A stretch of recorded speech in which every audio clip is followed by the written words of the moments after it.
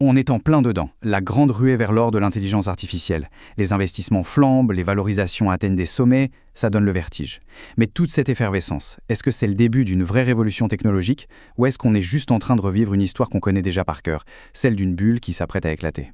Voilà la grande question, n'est-ce pas? Est-ce qu'on est reparti pour un tour, comme en 1999 avec la bulle Internet? Les ressemblances sont assez troublantes, c'est vrai, mais les différences le sont tout autant. Pour y voir un peu plus clair, on va plonger dans les chiffres et essayer de démêler le vrai du faux. C'est parti! Bon, alors commençons par ce qui fâche, les arguments de ceux qui crient à la bulle.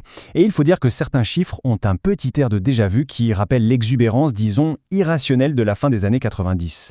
Regardez-moi ce chiffre, 61%. Il faut bien se rendre compte de ce que ça veut dire.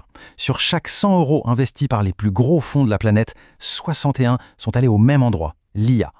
Une telle concentration de l'argent sur un seul secteur, c'est typiquement ce qu'on observe juste avant qu'une bulle n'éclate.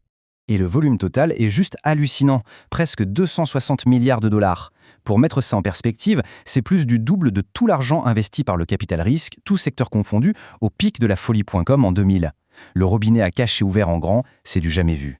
Alors ça, c'est un indicateur assez récent, un truc qui n'existait même pas à l'époque de la bulle Internet, la valorisation par employé. Aujourd'hui, certaines startups d'IA sont valorisées à plus d'1 milliard de dollars par personne qui y travaille.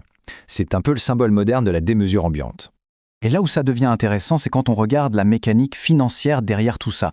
On voit apparaître des schémas d'investissement dits circulaires. En gros, c'est simple. Un géant de la tech met des millions dans une startup d'IA.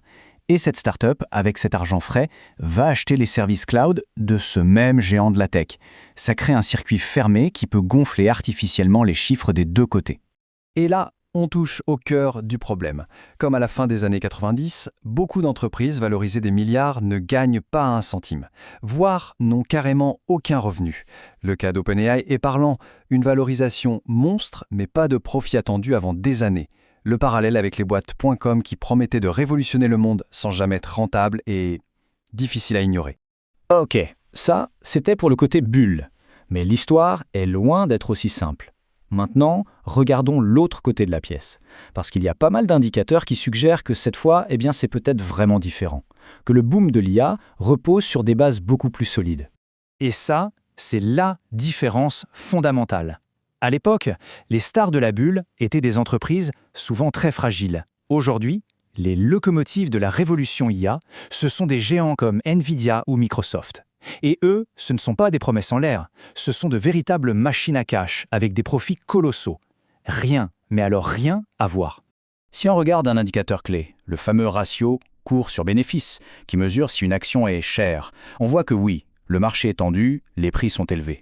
Mais on est très très loin de la folie de l'an 2000, où les valorisations avaient complètement décollé de la réalité.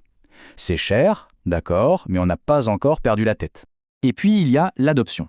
Contrairement au début d'Internet où l'usage en entreprise était encore timide, l'IA, elle, est déjà partout. La majorité des grandes entreprises l'utilisent déjà, ce n'est pas une technologie du futur, c'est un outil du présent, avec un impact bien réel sur la productivité. Pour bien comprendre cette tension entre bulle et révolution, il n'y a pas de meilleur exemple que Nvidia. C'est l'emblème de ce boom. Et son histoire résume parfaitement le paradoxe. Une valorisation qui paraît complètement folle, mais qui, quand on creuse, repose sur des résultats bien concrets. En février 2026, Nvidia pourrait bien devenir l'entreprise la plus chère du monde, avec une valorisation qui atteint le chiffre vertigineux de 4 300 milliards de dollars. Ça donne le tournis rien que d'y penser. Mais attention, cette valorisation stratosphérique, elle ne sort pas de nulle part. Elle est directement liée à une croissance explosive de son chiffre d'affaires, plus de 215 milliards de dollars. C'est une performance commerciale absolument phénoménale. Mais le chiffre le plus dingue, celui qui change tout, c'est celui-ci, 53% de marge nette. Pour faire simple, ça veut dire que sur 100 € de vente, Nvidia met plus de 50 € de profit pur dans sa poche, une fois toutes les dépenses payées. Ce niveau de rentabilité, c'est ce qui la différencie radicalement des sociétés de l'ère.com. Alors, au final, où est-ce qu'on en est, bulle ou révolution? Et si la réponse, en fait, c'était les deux en même temps, si on assistait à un phénomène un peu hybride? Ce tableau résume bien cette dualité. D'un côté, on a tous les signes d'une bulle. L'argent coule à flot sur un seul secteur et beaucoup de startups perdent de l'argent. Mais de l'autre, et c'est toute la différence avec 1999, les géants du secteur sont incroyablement rentables et la technologie est déjà adoptée massivement. On a donc une bulle spéculative qui se développe au sein d'une véritable révolution technologique. Et le pari sur l'avenir est tout simplement colossal.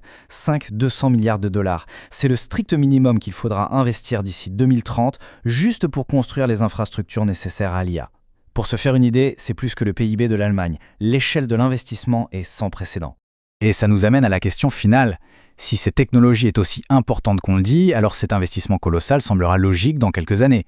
Mais si les retours ne sont pas à la hauteur des attentes, la chute pourrait être aussi violente que la montée a été rapide. La vraie question n'est donc peut-être pas de savoir si c'est une bulle, mais plutôt de savoir quelle partie du marché est une bulle et quelle partie est une révolution qui va vraiment tout changer.